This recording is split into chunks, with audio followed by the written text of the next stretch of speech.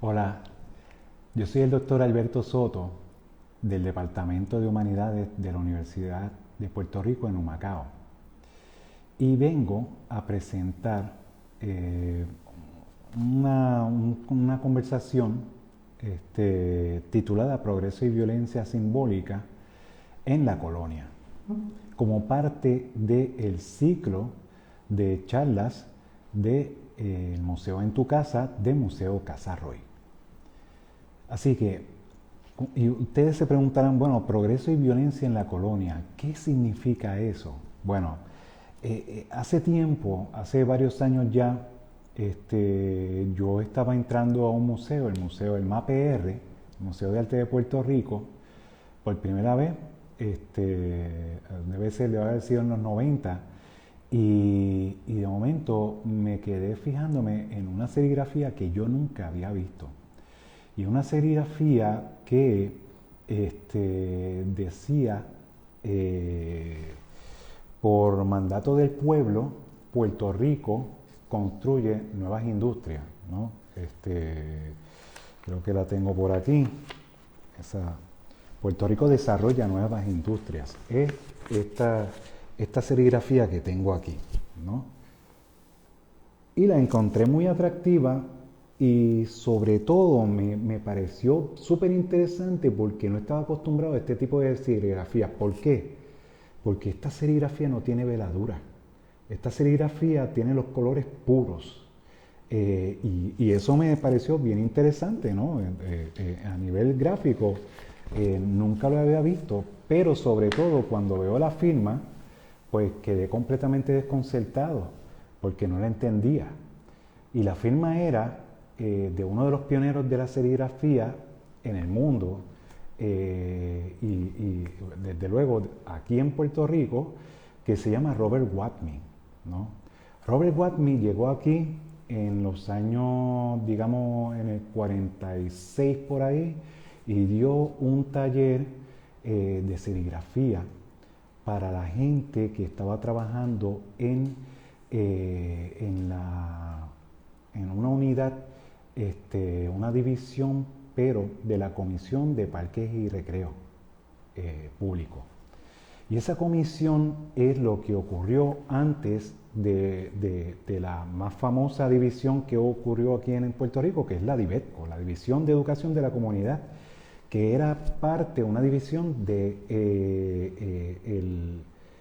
instrucción pública, ¿no? Todavía no era departamento de educación y de hecho no era departamento, era una comisión de instrucción pública. La instrucción pública, ustedes sabrán que es algo que viene antes que la educación en general.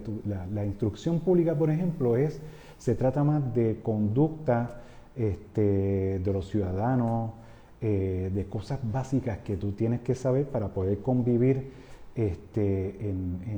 con una sociedad un poco más desarrollada, ¿no? Y luego, pues, es que viene la educación. Eso es bien interesante para mí. Pero en ese momento yo no lo sabía, yo estaba en la duda, bueno, ¿qué pasó aquí? ¿Y por qué por mandato del pueblo? Si aquí, pues, cuando de allá acá manda el pueblo, ¿no? En el sentido más amplio de la palabra. Y me pareció bien interesante. Pues resulta que Watney llegó para acá, era un individuo que se desarrolló, era de Carolina del Sur, lo trajo, yo creo que vino invitado por Irene Delano. Y ella misma tomó ese primer taller y otro individuo extraordinario que se llama Edwin Roskam. Edwin Roskam, que es un tipo que tú preguntarás quién es. Pues nada, Edwin Roskam vino de la mano de Rexford Tocqueville. Rexford Tocqueville fue el último gobernador americano que tuvo Puerto Rico entre el 41 y el 46 por ahí es cuando él gobernó. Y fue un gobernador que él tenía una doctrina económica que se llama el institucionalismo económico. Y dentro de esa doctrina económica, él básicamente fundó muchas de las instituciones gubernamentales que nosotros conocemos todavía hoy. Muy interesante porque yo pensaba que todo eso se había inventado bajo Muñoz y resulta que se había inventado antes. Muñoz no quiere decir que Muñoz era un cero a la izquierda, no se equivoquen. De hecho, Rexford Tocqueville decía de Muñoz que era el hombre que repartía el bacalao en Puerto Rico, y lo dice en sus memorias.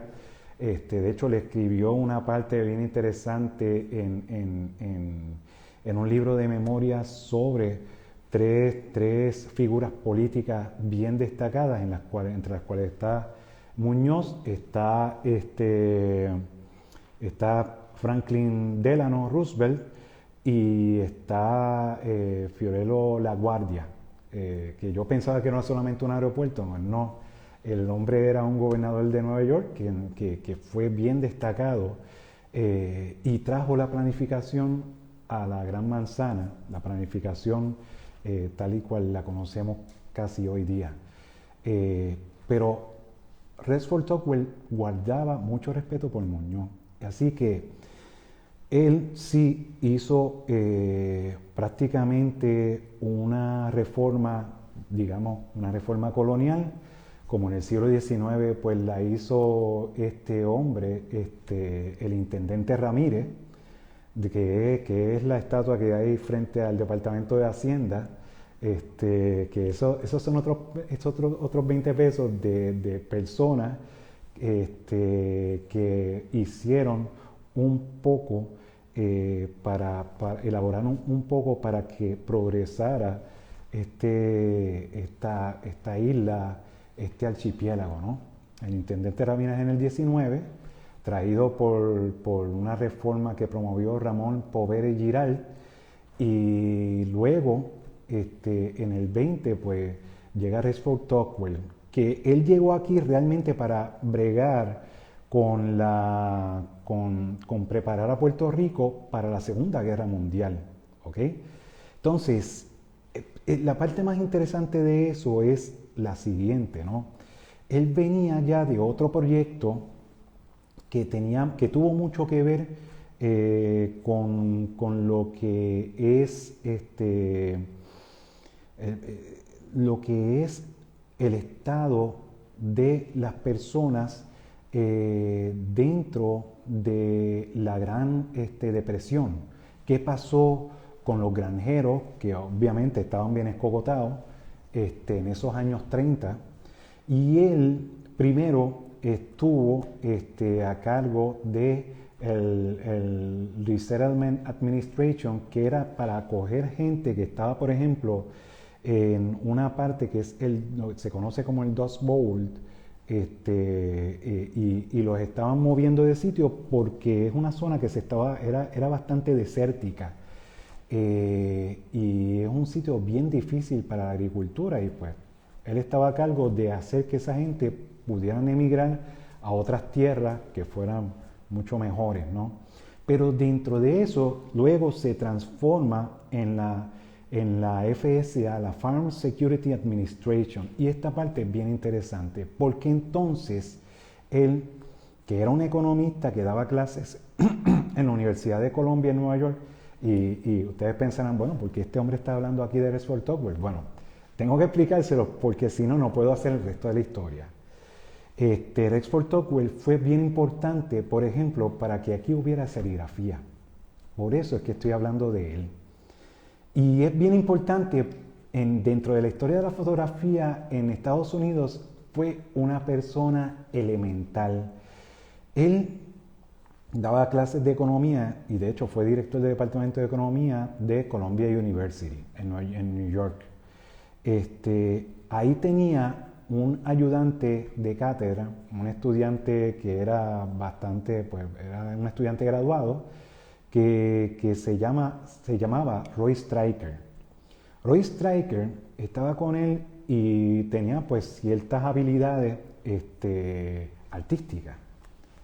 Y la parte bien interesante es que él va a donde Roy y le dice, mira Roy, yo necesito un artista, porque él lo ayudaba, y yo creo que tú puedes hacer un trabajo para ilustrarme este libro sobre economía que estoy haciendo con otro profesor aquí, y Roy le ilustró ese libro y se lo ilustró tan bien, tan y tan bien, que no le quedó más remedio de ponerlo como coautor del libro.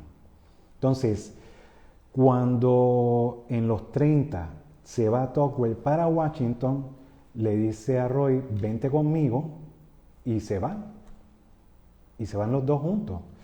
Y él viene y le hace una propuesta, mira, yo tengo que hacer este tema, primero era la Resettlement Administration y después la Farm Security Administration, y le dice, yo necesito dentro de la Farm Security Administration alguien, una persona o varias personas que me ayuden a capturar cómo es que está ocurriendo esta depresión en los campos y qué es lo que vamos a hacer. Yo necesito gente que me ayude en la parte visual de este asunto. Esa parte es bien interesante porque entonces lo que hace Roy, que en una entrevista en los 60 en una entrevista en los 60, él confiesa y dice, bueno, yo nunca entendí cuál era mi trabajo. Yo no sabía cuál era la descripción de mi trabajo, pero estaba haciéndolo, ¿no? Y él montó esta división, la división de historia de la Farm Security Administration, que es de donde salen todas las fotos de la Gran Depresión. De ahí sale Jack Delano, de ahí sale Edwin Roskam, que Edwin Roskam tiene una historia fascinante. Edwin Roskam, por si ustedes no lo pueden captar, Edwin Roskam tomó la fotografía famosa de Muñoz que está dentro de un círculo de personas en el campo, al lado de un árbol, que está ilustrando a las personas, está hablándole a esas personas. Y esa parte es bien interesante.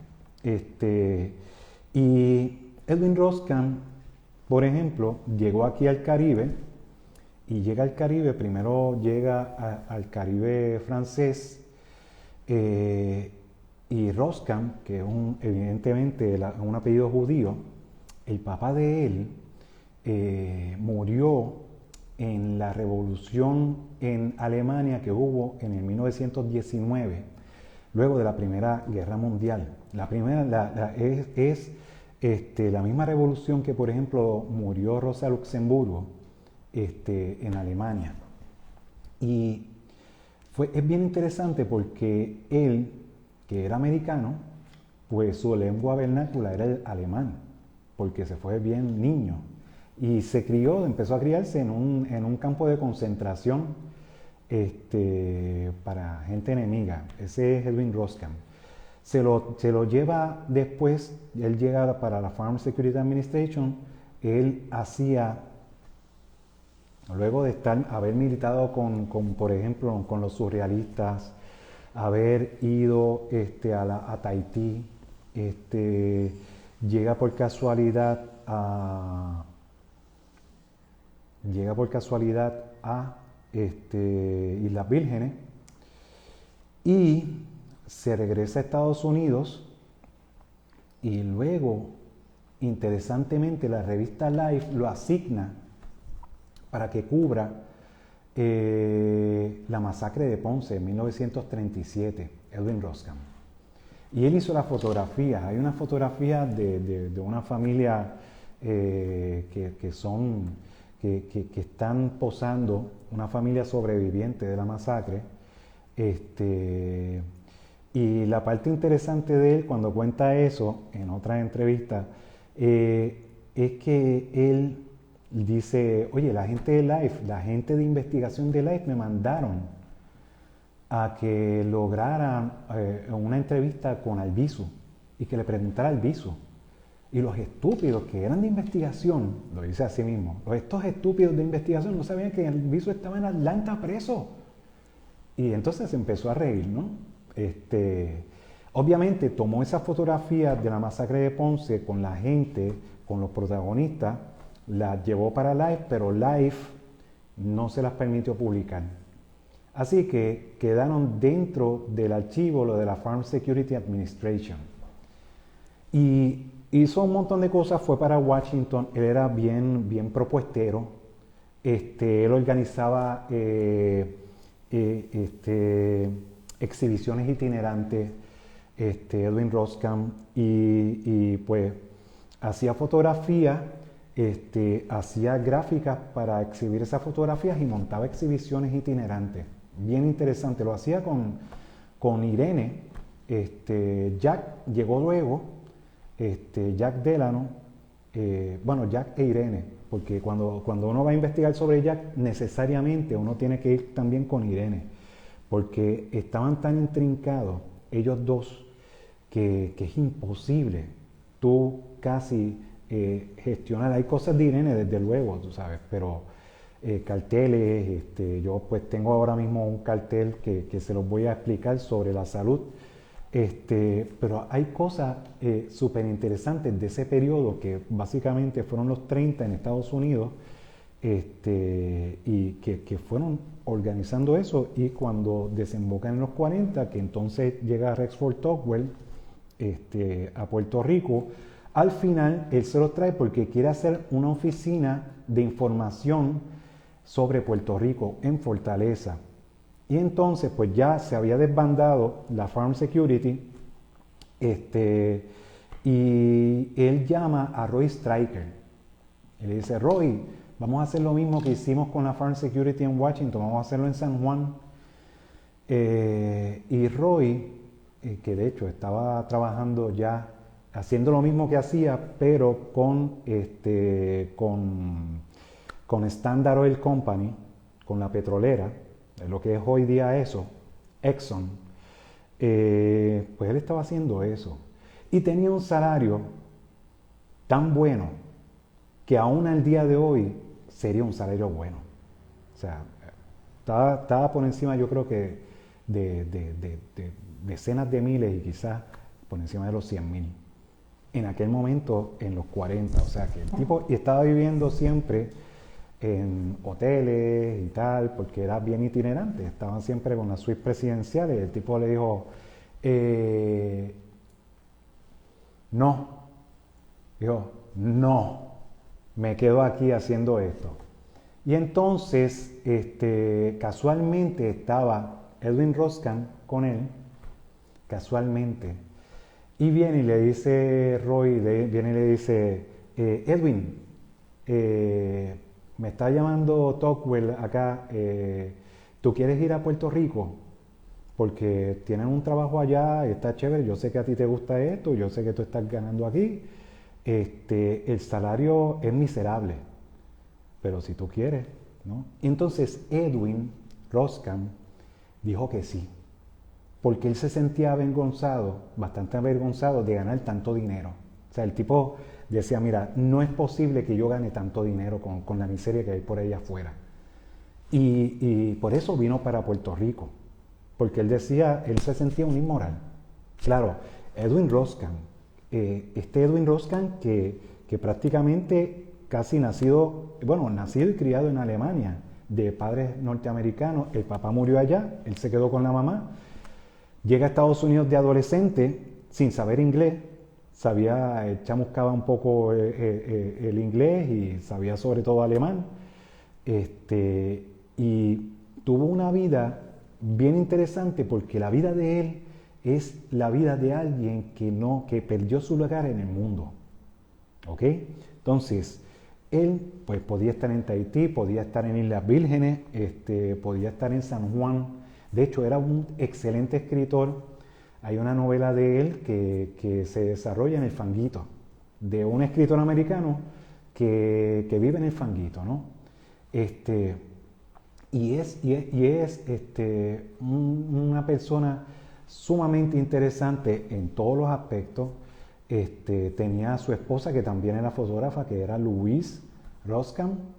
Ella tiene una fotografía extraordinaria también, en Puerto Rico, sobre todo de aquellos años. Aquí están más o menos estos fotógrafos que son de esta oficina de información sobre Puerto Rico en Fortaleza, armada por Rexford Tocqueville. Y están también los que son los menonitas, ¿no? Que tienen otro archivo de fotos que son preciosas. Son dos propuestas completamente distintas, pero se tocan mucho porque unos estaban ya por el amor caritas y los otros pues están como una cuestión social, de crear unas reformas sociales.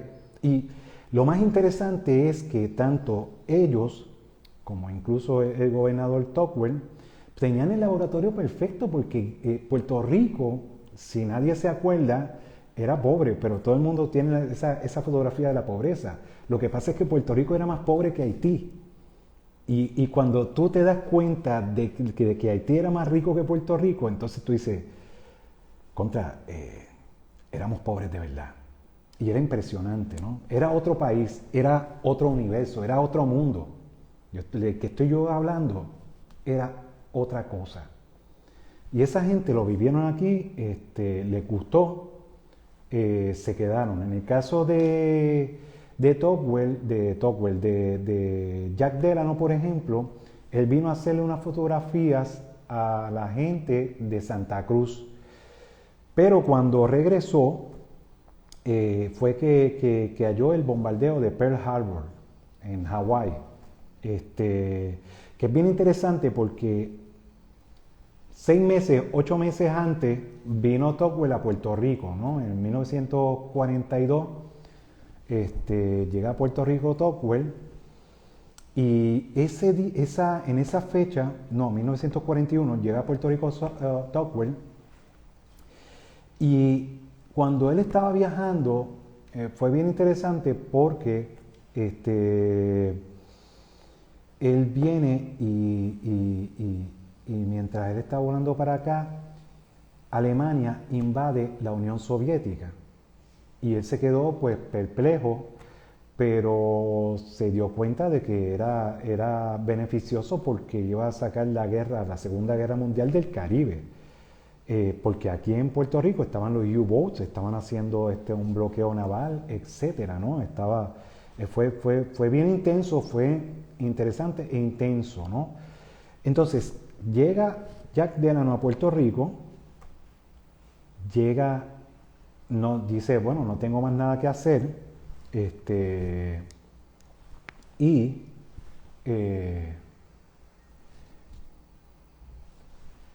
entonces, y se pone a fotografiar para Farm Security Administration para los proyectos, ¿no? Fotografía pues el campo y tal, y todo eso. Y se pone a trabajar aquí. Irene, que estaba ya desesperada porque su esposo no estaba por allá por Nueva York, llegó aquí, cogió el primer barco para Puerto Rico. Llega aquí y cuando desembarca en San Juan ve que al lado están sacando gente herida del barco del lado porque lo habían torpedeado. Y ella se dio cuenta, espérate, yo pensaba que esto no había llegado aquí la guerra, pero sí, había llegado y torpedeaban a la gente por San Juan. Aquí hubo una crisis bien grande, o sea, de combustible, de arroz, etcétera, ¿no? A eso sumado a que ya nosotros no estábamos bien encima, teníamos un bloqueo naval. Y fue bien interesante, ¿no? Poco a poco se va conformando esa división de la Comisión de Parques y Recreo. Y tenían el escenario perfecto para lograr la revolución social porque hacía falta. Y ellos vinieron a hacer esto. Al final, la parte más interesante es que todas y todos, aunque no lo supieran, pues fue interesante que trabajaron al final. Lo que hicieron fue poner las cosas para al final de la Guerra Mundial para que vinieran unas fábricas, una industrialización y unas fábricas estadounidenses ávidas de mano de obra barata.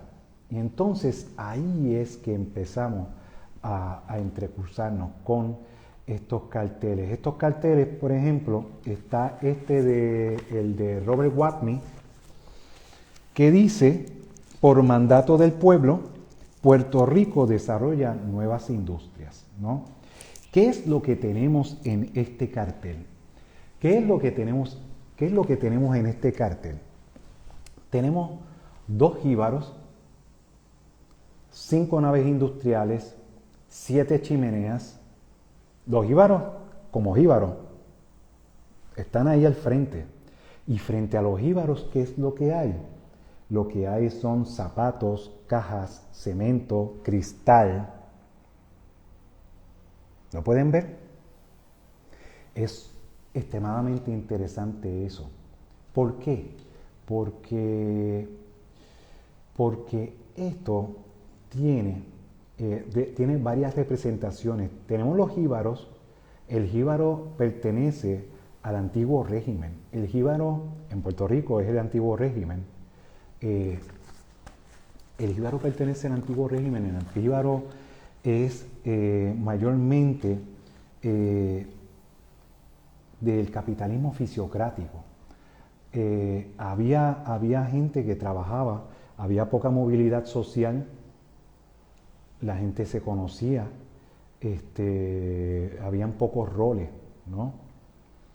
Tenemos la industria que está detrás de esos jíbaros, que todavía no ha ocurrido, y tenemos la sociedad del capitalismo de consumo, tenemos los bienes de consumo. Así que aquí, en este cartel de Robert Watney, se condensa, o sea, de una forma asincrónica, 3 tiempos en un solo cartel. El antiguo régimen, la sociedad del capitalismo fisiocrático, el capitalismo industrial o capitalismo de producción, y tenemos el capitalismo de consumo. Todavía estamos en 1946. ¿Y qué usted se acuerda que había en el 46? No había prácticamente nada. O sea, en el sentido, el desarrollo ocurre después, en los 50 y pico y en los 60. El Instituto de Cultura, 55. O sea, todavía no es pesado, todavía no había necesidad de la Operación Serenidad, siquiera, porque no estábamos allí. Pero aquí hay un prolegómeno, ¿no? Dentro de esto. Y me parece bien interesante. Aquí yo, antes de iniciar esta fase, quisiera leerles una anotación en un diario de 1936. Lo escribió el secretario de Interior de Roosevelt, en aquel momento, de Roosevelt, Harold Ickes. Él vino para Puerto Rico en enero del año 1936, hace escasamente 84 años, yo creo, entre el 8 y el 9 de enero, que es donde se ve en el diario El Mundo esa visita reflejada, ¿no? Viene y dice esto: hemos visitado varios lugares de interés en San Juan. En San Juan inspeccionamos 2 o 3 arrabales, y son los peores arrabales que jamás hayamos podido ver. Las casuchas tenían una apariencia tan débil que cualquier persona concluiría que se derrumbarían con un poco de brisa. Disculpe, estoy aquí, es que estoy gritando porque estoy tan entusiasmado que las condiciones en que se encontraban eran completamente reprochables.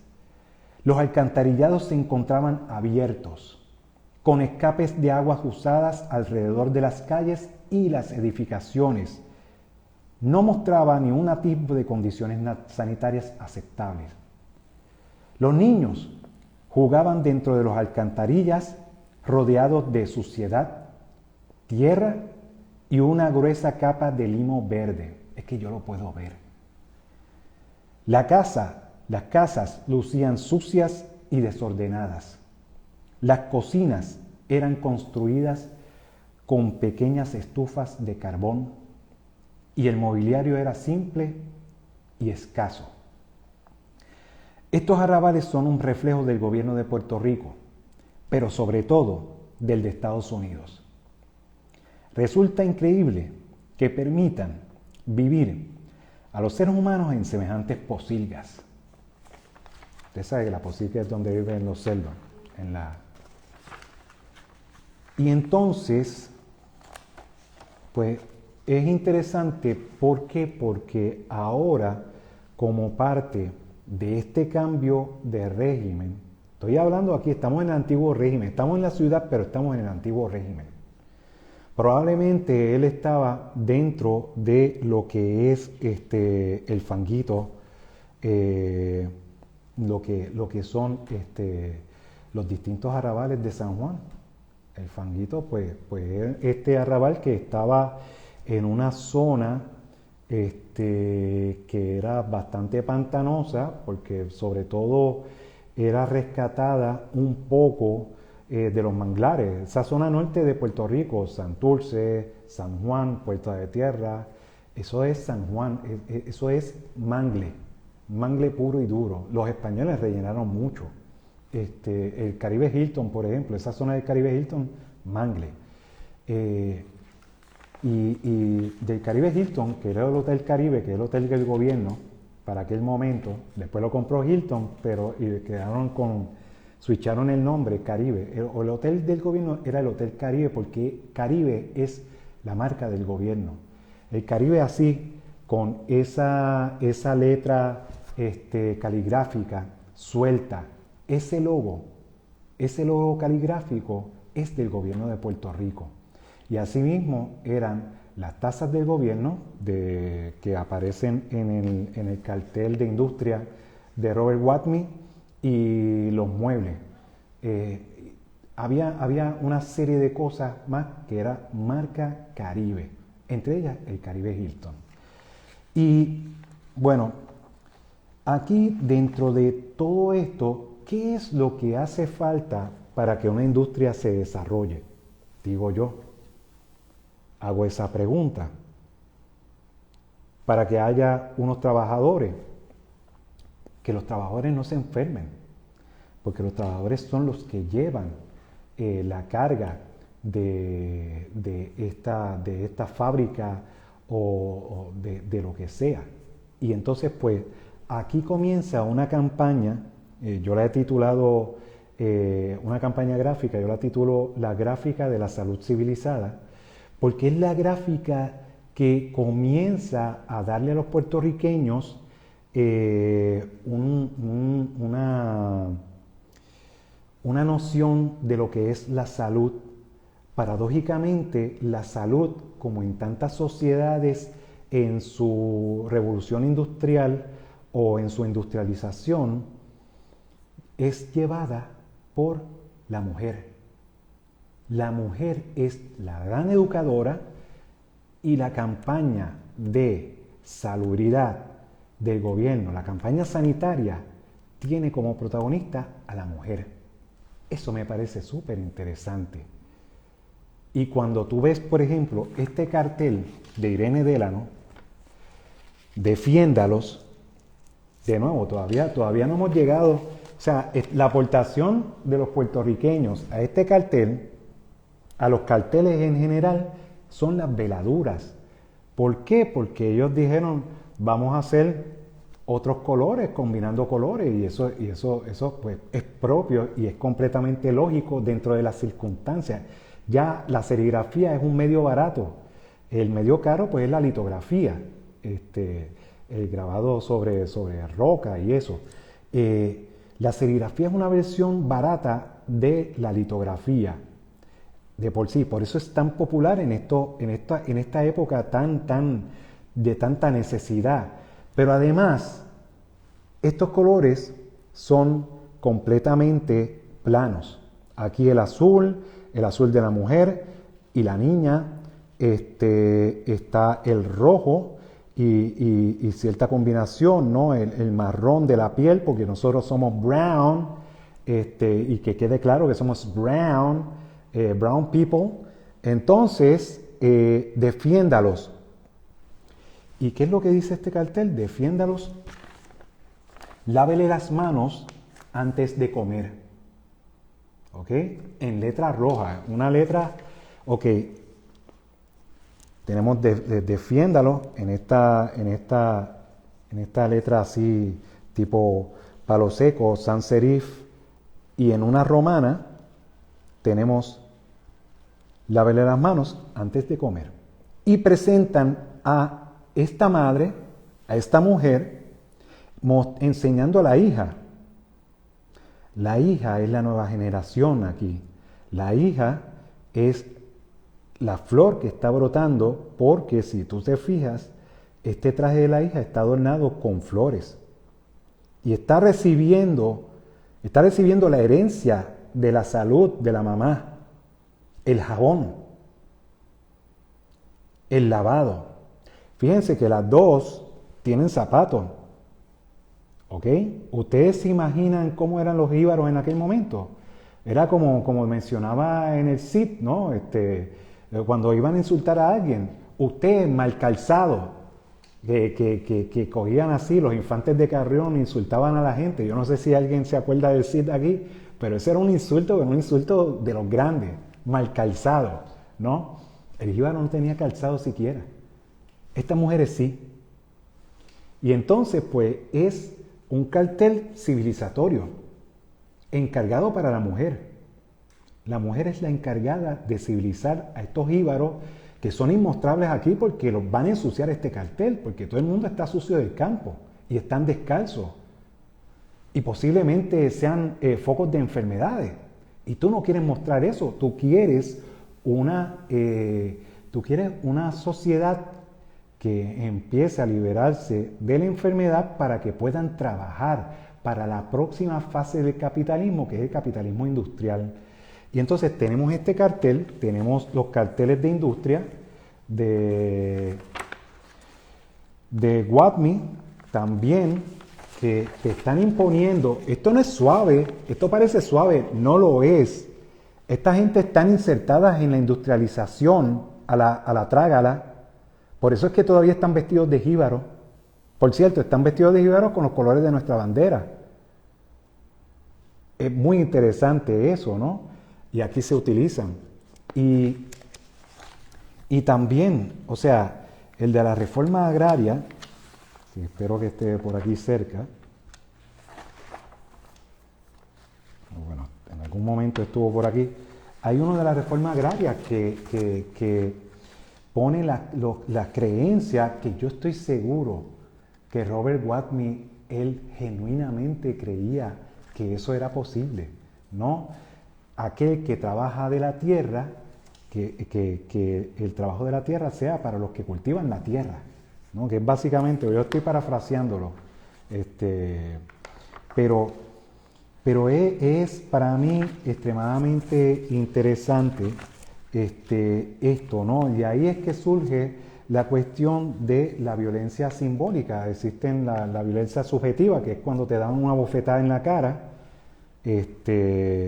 La violencia simbólica, que es esa violencia que simplemente la presentan, en este caso, en este cartel de industria, que te están obligando. O sea, esto no es, ¿usted quiere ir a trabajar en la industria? No, te están obligando. Es casi como cuando narran en la carreta esa emigración de la familia, primero a La Perla y luego para San Juan, para Nueva York, ¿no? Y cómo van poco a poco. Eso es un acto de violencia.